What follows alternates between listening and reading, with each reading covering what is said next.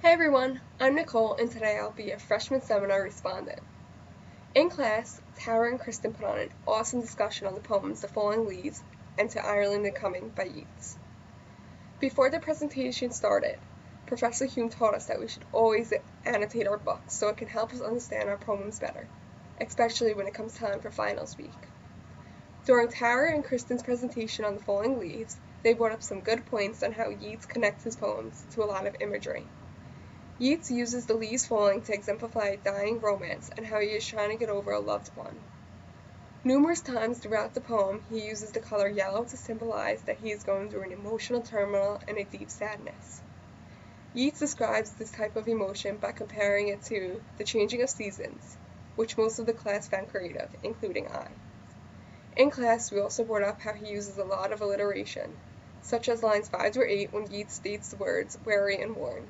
In other words, he is trying to get through to us how damaged he is.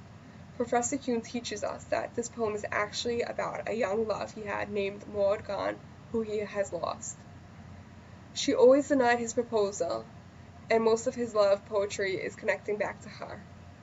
Their relationship was so strong that when Yeats died, he was buried outside his country, and her son from another father buried him back in Ireland, since he knew how much he had grown a passion for his country.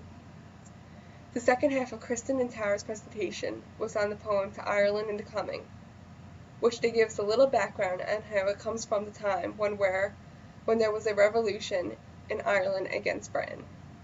Throughout this poem, Yeats described his career and how he doesn't want people to forget who he was and get wrapped up in everyday life.